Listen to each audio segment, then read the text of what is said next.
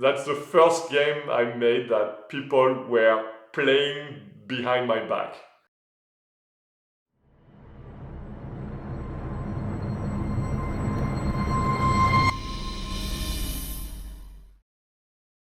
Hi everyone, my name is Laurent. I'm the co-founder of Belong Studios. My job at Belong is to take care of a lot of stuff. Basically, as co-founders, we take care of hiring the team, talking to investors, obviously making the game. My background is in engineering, so I'm more of the technical co-founder, but I've done a lot of business too, like I had a couple companies before. So my profile is a mix of engineering, design, and management.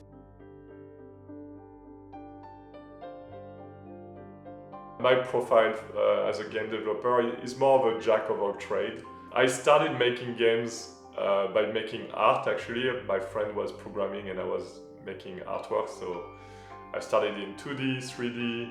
Then I learned a bit game design, and then I went into an engineering school, so I learned engineering, but I also, when you start to have multiple engineers on the team, which is common when you have engineers around you, somebody needs to put things together to create a consistent experience.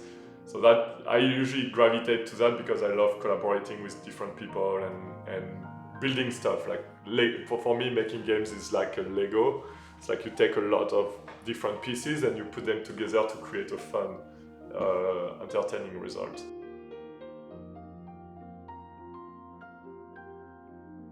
I grew up playing a lot of video games because I had a lot of free times. The thing I remember from my childhood is playing with friends. And even if it's a single player game, we would just you play one life each and then you give it back. And then I would play with my brother, like that's kind of my core memory, like we would play Mario Kart for like days. Today I would say games, I feel it's very different. Like a lot of my friends don't play games anymore. I have a couple friends that I play with regularly, but now they got kids and it's almost impossible. Like they play without telling me, they play, we don't play with each other as much. So I always felt like playing with friends is really the type of experience I like.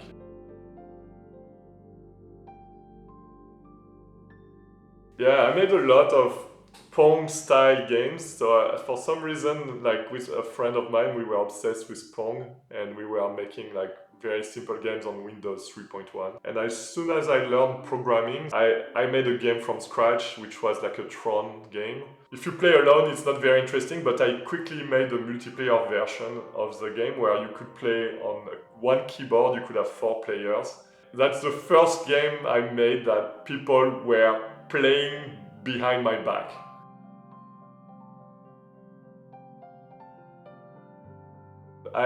I think the first one was at a company called Darkworks in Paris.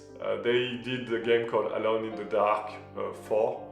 I wanted to do gameplay or whatever, but they wanted me to write the virtual machine and the compiler for the scripting language, which is very specific, very technical. Like I wasn't doing any design or any gameplay.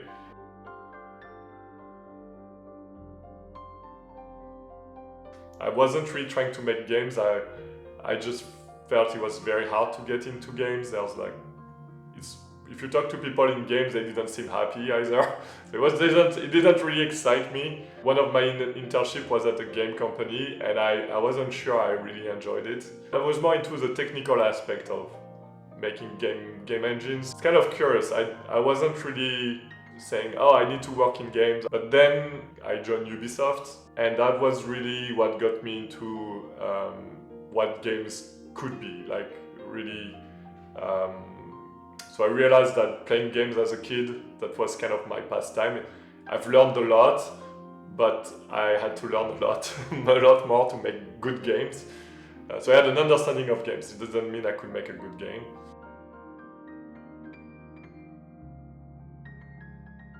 So personally, one core memory of making games is I really like the camaraderie. Like I think creative endeavors are really something it's a human experience. Like I consider making games almost like going on an adventure, and I really like when things come together or when we overcome challenges. Honestly, when I was part of Ubisoft at the time, that was like every game was an opportunity to become the best in the world at making games.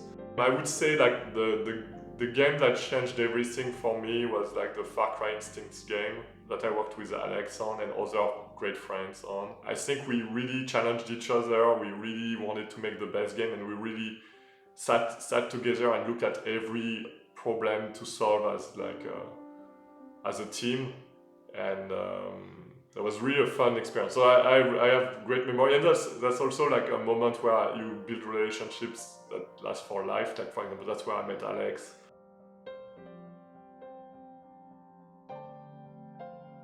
I think you need to make sure you're not making another game that's the same as something that exists. That's for sure. That's my biggest advice. 99% of what people tell me is an original idea. I've heard it before. And I think it's very hard. Like I think unless you have a lot of experience, it's really hard to understand. It's not because you haven't done it that it hasn't been done before. Learn from the other. Learn from the mistakes of other people. Learn from your own mistakes. And if something better shows up, be very open-minded and be very rational about your decision. But don't make rationality stop you from making a better game.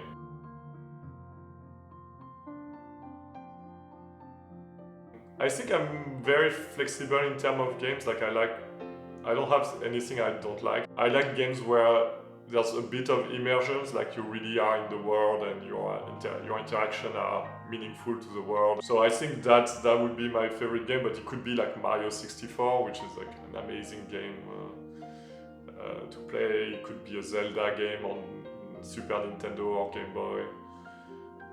These games were like so good, like so deep. I played a lot of competitive games like Counter-Strike and Quake 3. I like RPG also. I like the aspect of like building your character or playing the way you want to play.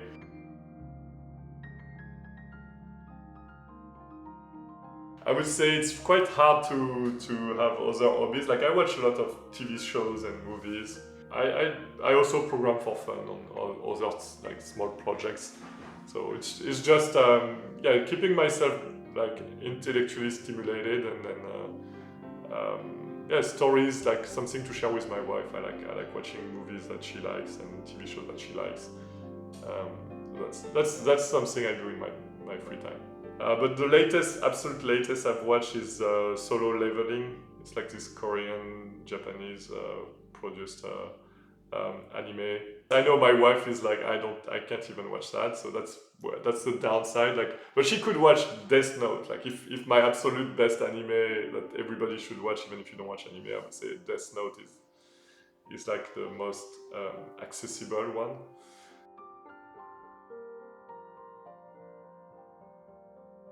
I think for us it was a good time to do something. We felt really there's a gap and there's a very big opportunity to make new types of games that were not made before. So that's very important. Like this, what we call the hangout space, this place where people go to be together first and then play a game. There's this shift to AA, and there's a lot of big successes now in this category. Last year there was Helldivers 2. This year you have Split Fiction, and you have Expedition 33.